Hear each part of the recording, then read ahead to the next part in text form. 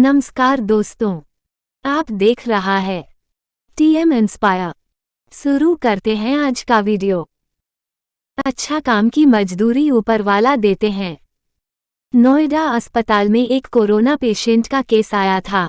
मरीज बेहद सीरियस था। एक मरीज डिस्चार्ज हुआ, उसके स्थान पर एडमिट किया गया।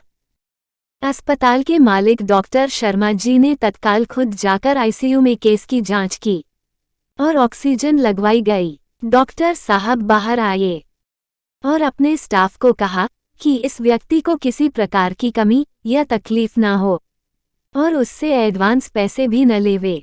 मरीज तकरीबन 15 दिन तक अस्पताल में रहा। जब रिपोर्ट नेगेटिव आई और बिल्कुल ठीक हो गया तो उसको डिस्चार्ज करने का दिन आया। उस मरीज का इलाज के लिए तकरीबन 2.5 लाख रुपए का बिल हुआ। डॉक्टर ने अपने अकाउंट मैनेजर को बुला करके कहा, इस व्यक्ति से एक पैसा भी नहीं लेना। ऐसा करो, तुम उस मरीज को लेकर मेरे चेंबर में ले आओ। मरीज को व्हीलचेयर पर चेंबर में लाया गया। डॉक्टर ने मरीज से पूछा, भाई, क्या आप मुझे पहचानते हो? मरीज ने कहा, लगता तो है कि मैंने आपको कहीं देखा है। डॉक्टर ने कहा, याद करो, अंदाजित 2 साल पहले शाम के 6-7 बजे ग्रेटर नोएडा के आगे जंगल में तुमने एक गाड़ी ठीक की थी। उस रोज मैं परिवार सहित वृंदावन से बांके बिहारी जी का दर्शन करके लौट रहा था।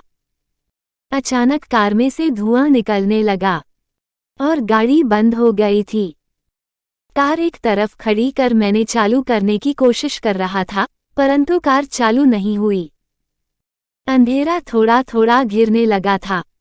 चारों ओर जंगल और सुनसान था। परिवार के हर सदस्य के चेहरे पर चिंता और भय की लकीरें दिखने लगी थी और हम सब ठाकुर जी से प्रार्थना कर रहे थे कि कोई मदद मिल जाए। थोड़ी ही देर में कृपा कर दी। मेरे बांके बिहारी ने चमत्कार कर दिया।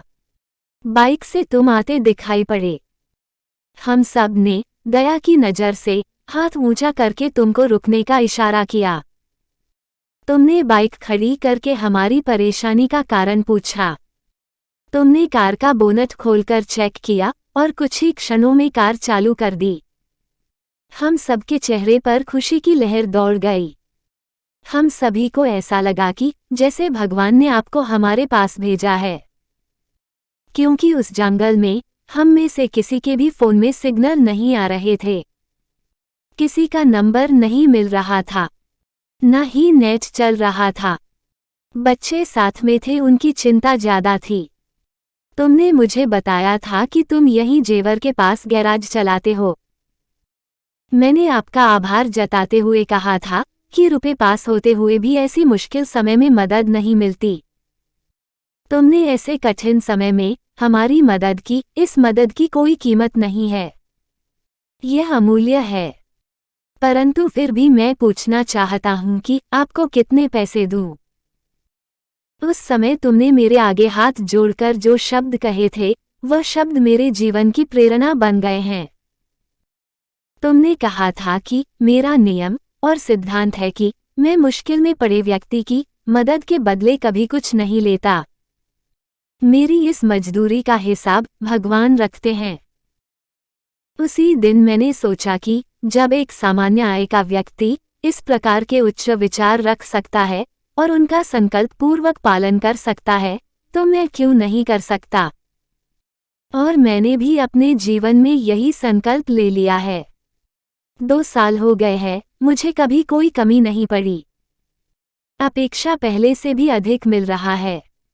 यह अस्पताल मेरा है। तुम यहाँ मेरे मेहमान हो और तुम्हारे ही बताए हुए नियम के अनुसार मैं तुमसे कुछ भी नहीं ले सकता।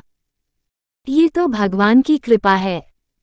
उसने मुझे ऐसी प्रेरणा देने वाले व्यक्ति की सेवा करने का मौका मुझे दिया। ऊपर वाले ने तुम्हारी मजदूरी का हिसाब रखा और वो हिसाब आज उसने चुका दिया।